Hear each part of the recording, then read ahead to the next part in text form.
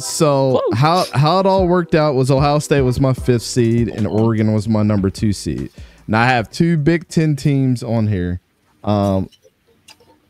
Ohio State's road was they had to beat Penn State, Virginia Tech, and Georgia, which those would be banger games to watch. I'm just letting you know right now. Facts. Yeah, because you have Ohio State as 5th, so they would go. You said beat Penn State, Big Ten, number 4, Virginia Tech, and then the Georgia. number 4 seed. Okay. Yep. Okay. And yeah, then, yeah. I'm following. And then Oregon would have to beat Iowa and Notre Dame on mine. I have Notre Dame going to the semifinals. Really? Yep. Interesting. Which is weird. I don't, the way that the bracket worked out is how it worked out because Notre Dame had to play Kansas, then they had to play Utah, which I think both of them on any day those are going to be 2 close wins for Notre Dame to me. Then by the time they get to Oregon, that could be a flip of the coin for either of those teams on both of those games. Yeah, so when you look at it, Ohio State has a way tougher road than Oregon does going into my national championship. But that doesn't diminish anything that Oregon's going to do. Like, they're deservedly so in my bracket to be the number 2 team for what they're going to do this year. Now, a couple things that I wanted to point out with Oregon. Oregon lost a bunch of important pieces. Bo Nix, Jackson Powers Johnson, Troy Franklin, Kyrie Jackson, Brandon Dorlus, Evan Williams, Bucky Irvin, and Jamal Hill. So that was on both sides of the ball that they took a hit.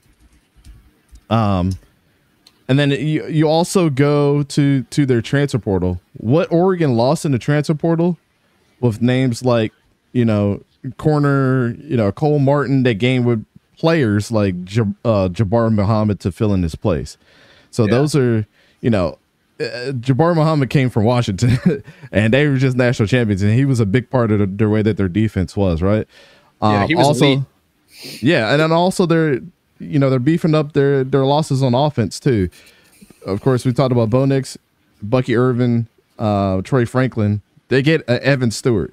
They get a Dylan Gabriel. They get a Dante Moore. They get a Matthew Bedford. I'm right there with you, Khalif.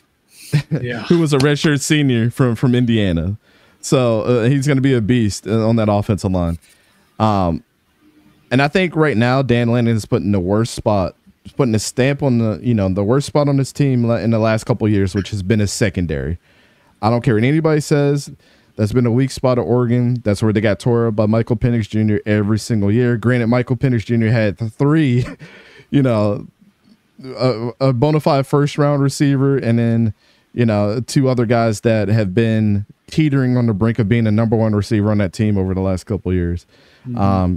They ranked 128th in passes per game allowed in 2023. Also, number 65 in passing yards allowed. For a team the caliber of them, those are crappy numbers. I'm going to just put it like that. Their sack percentage was 54 in the country. That has to deal a lot with how your secondary is performing too. Like, those are the 2 anchors of your defense. If you can get good pressure on the quarterback, it always helps your secondary. But if you can cover guys really well, it helps out your edge rushers. Like, it just is what it is. That's how they always play off each other. But here's where Dan Lanning is going to be a beast. He's got guys. He's got his true recruiting class that's going to step in now. A lot of those red shirt guys are going to come in and help. But I want you guys to listen to what he did in the transfer portal this year because it was absolutely disgusting. He got Cam Alexander from UTSA. He got Jabbar Muhammad from Washington. Those are 2 corners that were the cornerstones of both of their defenses. They're going to anchor the outside. This is their combined stats. Between the both of them, they had 32 passes defended. They had 16 apiece. 82 solo tackles. They had 41 apiece. And 6 interceptions. They had 3 apiece. They had identical stats. So you're essentially getting the same corner by statistics coming on that team. They also get safety Kobe Savage from Kansas State. And he had 3 interceptions as a safety. That's more than half. If you put their stats together, that's more than half of the passes defended. Or half of the passes defended that they had as a defense last year, and half of the interception that Oregon had all last season just with those 3 guys. It's ridiculous. Like, whoever was crunching those numbers, like, We got some of them ones on the team right now. But I also wanted to highlight, and we've talked about this guy a lot, but I want people to understand the significance of having a Dillon Gabriel on your team, right? He brings experience. He brings the ability to turn over a playbook quickly. What I mean by that, he's been at UCF, he's been to Oklahoma, and now this is his third place where he's learning a totally different playbook right now. That takes skill.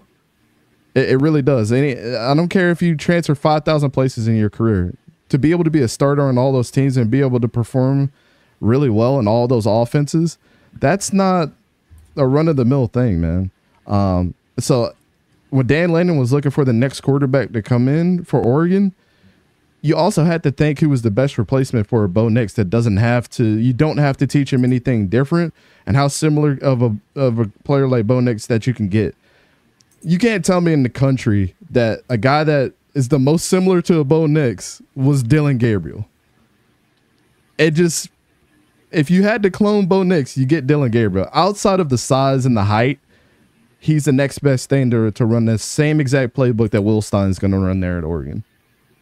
Evan Stewart brings the physicality to Oregon that they haven't seen in a receiver since Dan Lanning has been there. He's had speedsters in Tess Johnson and Troy Franklin. All we talk about with these guys is they're track stars, right? Evan Stewart is a totally different breed of wide receiver. He reminds you of a Keon Coleman type of guy that's going to come there. That's going to be very good for them going into the Big Ten, where they're going to have very physical corners, or physical corners there. Also, you're going to pair him up with the 1K receiver in Tess Johnson, who was a big security blanket for Bo Nix last year, and throughout the year proved that he was probably better than Troy Franklin the whole season. Troy Franklin had a 10% drop rate. Then you get over to the running backs, James Jordan, Noah Whittington. This is going to be the running back 1-2 punch that the country, they're going to put everybody on notice. I'm just letting everybody know right now. They're going to come out of nowhere. And if you've seen them play last year, James Jordan was quick. He was fast. He was good in the red zone. He was great in 2023. The only reason he wasn't the starter is because Bucky Irvin was there. I'm just being honest with you. And then also, I mentioned this before, Dan Lanning's recruiting class is going to come on and put a stamp into one of the bigger names that he got, and there's a big player fit for him on the edge. It's going to be Mateo Uiagalelei, the brother of DJ Uiagalelei. Yeah. So the very same. So they're going to be all right. If you look at what they replaced and who's coming in to replace those guys, I would have loved to see what Bo Nix would have did with an Evan Stewart. I'm just letting you know right now. Like I would have loved to see that, because he just brings a different, that would have been nasty work. A whole different dynamic to them. Now, if I was to get over to Ohio State, don't need to harp on them for a while. The Ohio State is the no mystery team in this year. What I mean by that is, like, everybody knows they're going to be ready to punch people in the mouth. There's no mystery to what they're going to be about this year. They're bringing in the two biggest transfers in the country. Caleb Downs, by far, was maybe the number one. Would y'all say he was the number one defensive player in the transfer portal? He had to have been. Defensive, yes. Yeah. I would say he's better than Walter Nolan, and I think Walter Nolan was the top guy before Downs entered. And then Quinshon, I would definitely say Caleb Downs leaving was I would say that it was the biggest impact for any team, and unfortunately had to just be Alabama. And Quinshon Judkins was up there as the close to the number one offensive target in the league, and I got both of them on the same team. This team, to me, I don't know if it's with you guys. This team, to me, looks like this was the team that was supposed to beat the 2023 Michigan Wolverines. Like, it's almost like they reloaded to be like, if we got to play the Michigan Wolverines from 2023, we might be able to get them. This is the one where they look at it and go, man, we were really lacking at quarterback, because we were there. We were so close. It wasn't until Kyle McCord threw that interception on that last drive, and he threw another interception, or he had 2 total interceptions and all that stuff, and they're like, man, yeah, bolster up the quarterback room, get Will Howard, let's beef up on some defense. We're good. Yeah. the one thing that Michigan struggled with last year was a dynamic safety. If you had a dynamic safety in a really good running game, it was hard pressed to say that you couldn't have beat them. Like, and that's what people weren't doing. And that's why it would have been so interesting to see some of the other teams that were in the college football playoff last year, if they were to play, you know, like the Texas of the world. Like, what would the Longhorns would have looked like against Michigan? Guess we'll never freaking know now, you know, but, you know, they got to go through Ohio State this year. We also talked about the impact of somebody like Will Howard, the quarterback that's coming over from Kansas State. To me, and don't take this too highly, I'm just saying this, and if you watched him play it against Texas, I always go to that game. He gives you what that Tim Tebow type of player can give you. He can improvise, and he's got a ton of guts, man. Like, he's going to give you everything that he's got every single Saturday.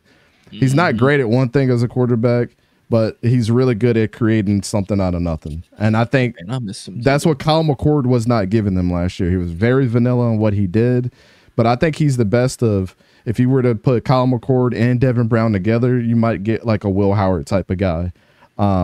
Some of the biggest question marks for me, though, is G. Scott Jr. filling in for Cade Stover. I don't know how that's going to work.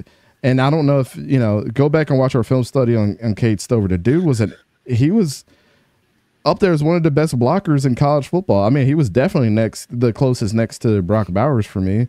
But then also the physicality they gave you in the receiving game. Yeah. And then you go ahead and they get Will Kaczmarek from Ohio. He only had 243 yards, 2 touchdowns last year, but can he increase on those totals, and will, you know, kind of he emerge over G. Scott Jr.? I don't know. But that's the biggest question mark. But of course they got Emeka Egbuka, a wide receiver. Do we even need to mention that dude? No, we don't. We know what he's about. But the question marks, wide receiver room. Well, the question marks are behind those three superstars. Well, the potential superstars, right? Jeremiah Smith, Carnell Tate, Brandon Ennis. Can they be great? Man, that's a big shoes to fill at Ohio State. We know what Emeka Egbuka is, but I would have liked to see if Julian Fleming would have stayed his last year at Ohio State. I would feel a lot more better about that wide receiver room, but I know the pedigree of what they bring over. And I think kind of an overlooked transfer in the transfer portal was Seth McLaughlin out of Alabama. He's going to be their center. He's going to be able to anchor them this year. He's going to bring the SEC pedigree. He's going to be great for what Travion Henderson and Quinshon Judkins are, kind of similar in the way that they run the ball. Like, they're two physical guys, like to run up the middle of the field. And it's going to be great for them. I think they're monstrous. And then the X factor out of every single team is having Chip Kelly as your offensive coordinator. Because I'm telling you right now, especially with that running back room, that's what I'm saying. Travion Henderson and Quinshon Judkins are going to be what we thought Nicholas Singleton and Katron Allen were going to be last year. Yep. I was about to say they're probably, I don't even think it's a probably. I feel like it's a clear cut. That is the best running back duo in college football. I'm gonna tell you right now, if Chip Kelly's not getting the best out of one of them, they're gonna hit the bench and the next guy is gonna step in because he's not gonna have a bad running game. It's not gonna be what you saw at Penn State. Like, and Nick and Katron were great, but when we were projecting them, we were thinking they were gonna have 1,200 yards apiece. That's what we thought, how monsters that they were gonna be, and they weren't. Defensively, no one can doubt what Jim Knowles is about. Coming over from Oklahoma State and what he's done in the last couple of years with Ohio State has been, crazy. They do get 2 additions in the transfer portal. Well, we talked about them, Caleb Downs, and then also another safety, Keenan Nelson Jr. And it just tells me, if those are the only 2 guys that you went in and you got them at the same position and you understand your weakness already, Jim Knowles might be turning them up to 1,000 this year. And he trusts his guys. He trusts the next man up mentality. And I like that out of him. You fill in where you need to fill in, which was a huge spot for Caleb Downs to come in and fill in. But also you trust Jack Sawyer is still there. JT Tuimoloau, he's still there on the edge. That's 2 of the best edge rushers in the country. They're going to be crazy up front. They did lose Mike Hall Jr. to the draft. So they got Tyleik Williams. He's going to be there. He's going to show out. I think we liked him so much on film that I think he's just going to fill in place. And then, you talk about them in special teams. They're going to be pretty good. They're going to have a lot of speed on special teams. So all around, the team is going to be good. Now, here's you know, a lot of people are going to ask, well, how did Ohio State make it to number 5? Here's my explanation for that.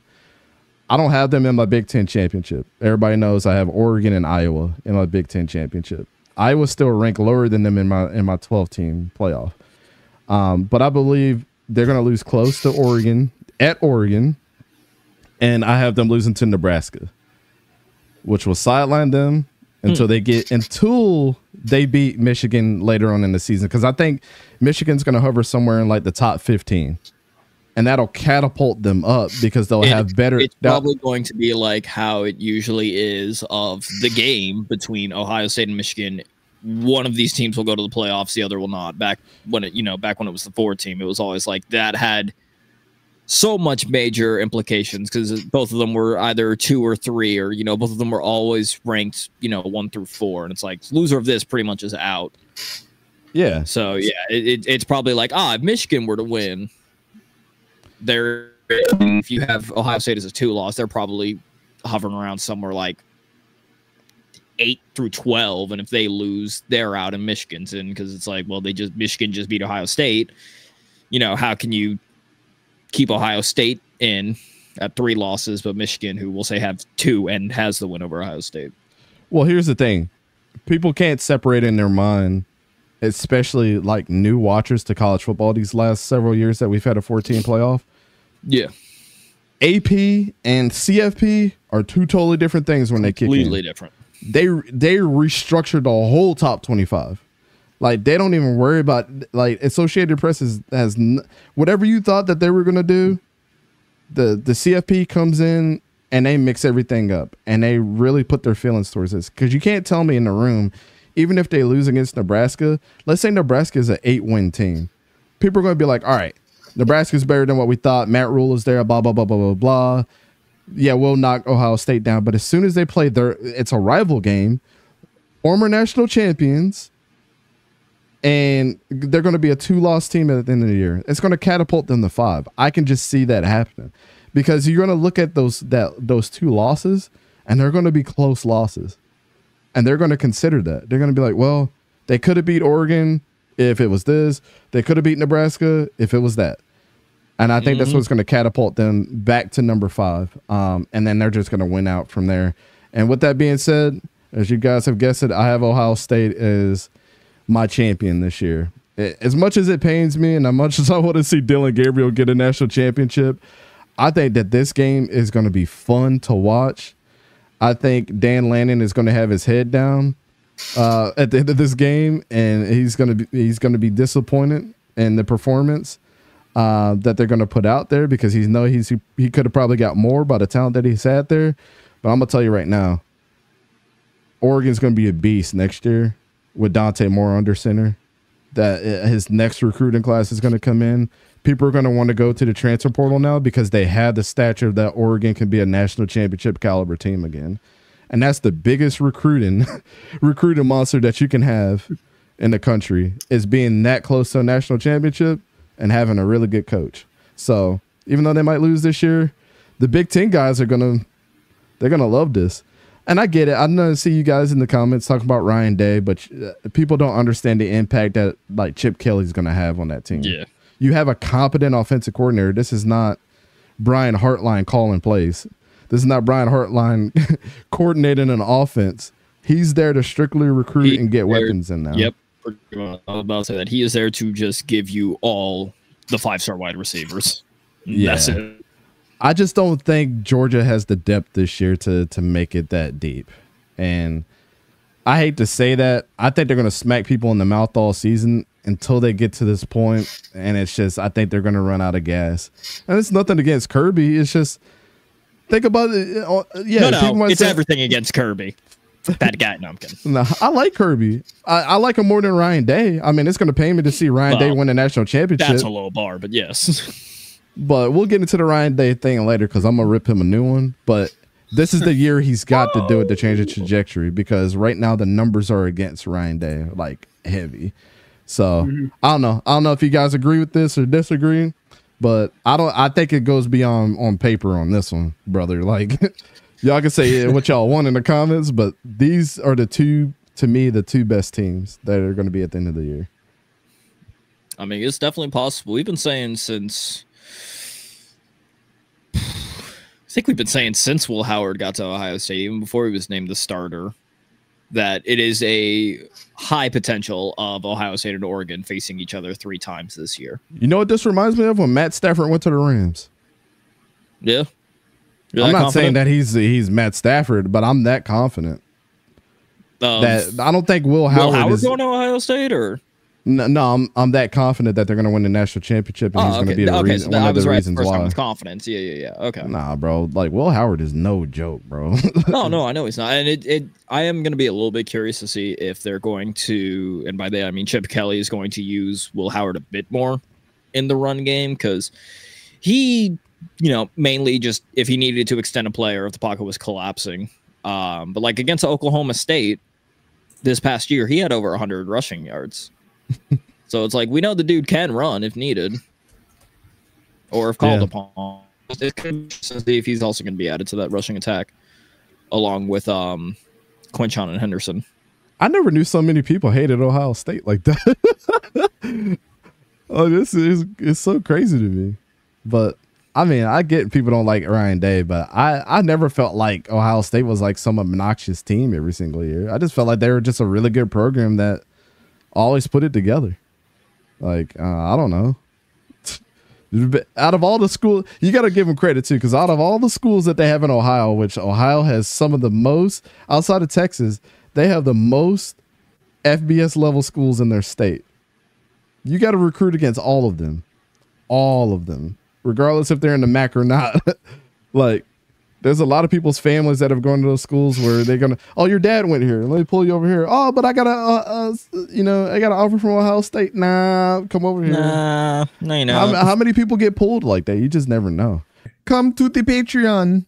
And don't forget to hit that like and subscribe button and ring the bell notification so you're always notified. All right, well, the 12th. Oh my god. That's what I'm saying. This one, like, bro, you just gotta just be you, bro. Just be you, bro.